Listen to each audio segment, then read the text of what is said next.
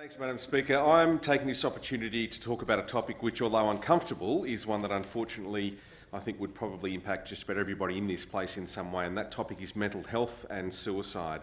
And the reason I bring it up today is that a constituent from the Dubbo electorate was very recently presented with a prestigious award for the work that he does, trying to help people in that area. A lot of people would know the name Joe Williams and think of his days in the National Rugby League, where he made his name with the South Sydney Rabbitohs. But while the bright lights of first grade gave him a platform, he was well and truly made the most of that in a way that helps the whole community. I mentioned earlier, suicide is an uncomfortable topic, and it does rarely get mentioned in the media for fear of glorifying it.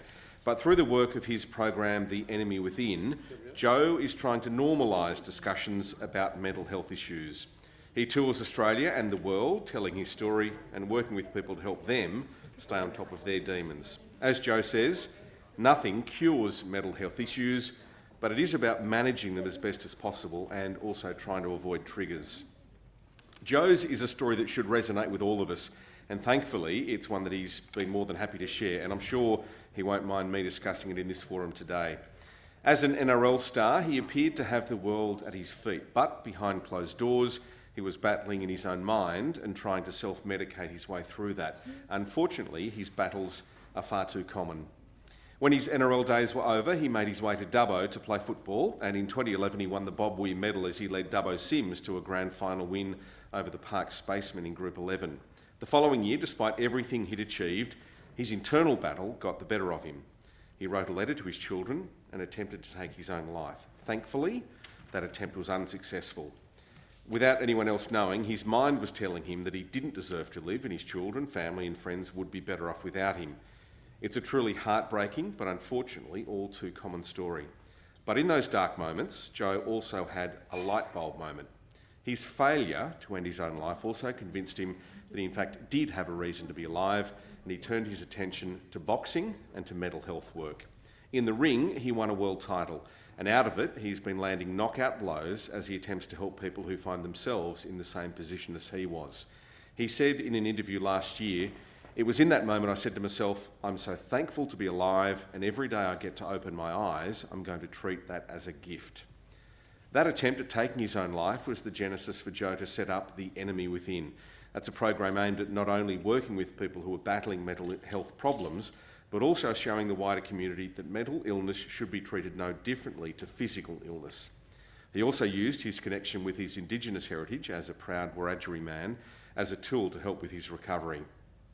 Writing his story was also therapeutic, and in 2018 his autobiography Defying the Enemy Within was published. It's a warts and all account of his battles, and in true Joe Williams style, he tells everything exactly how he sees it. He says, "I do this stuff for a living, but obviously I can't tell every story every night in the talks I do with people, but he knows that content will help people." He says, "It's still the subject of suicide and mental health. They're not easy for everyone to take in and understand. This book," he said, "is the first time I've sat down and pieced together my whole story, and there's nothing held back. I write about the first time I remember having suicidal thoughts, being in the mental health ward for the first time when I was coaching Sims. It's all there. It needs to be spoken about because mental illness, like any illness, can hit anyone at any time, whether they're young or old." In my former career as a broadcaster, I got the chance to speak with Joe on air on a number of occasions, and it was obvious his work in suicide prevention was always going to take him places. Recently, Joe Williams was named as the co-winner of the 4th Annual Mental Health Prize alongside Christine Morgan, who in recent times has been appointed as the Suicide Prevention Advisor to the Prime Minister Scott Morrison. The award was presented by the Prime Minister himself just a few days after I bumped into Joe, actually, in Dubbo's main street, where he was discussing with other young Indigenous leaders issues relating to them. And the award is justified recognition of the amazing work he's done that has seen him not only speaking at events in Australia, but also touring the world. He's travelled to the US, spreading the message there, and to also to top-level sporting clubs like AFL teams and also the South Sydney Rabbitohs. The work is done in conjunction with his fierce advocacy for the Indigenous communities, not only in towns that he now lives in, like Dubbo, Wagga and Cowra, but others across the country as well.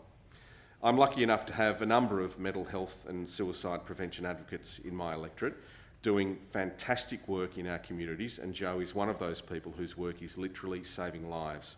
So I'd like to take this opportunity to publicly congratulate Joe Williams on his very special award and I look forward to seeing where he and the Enemy Within program go into the future. Well done, Joe.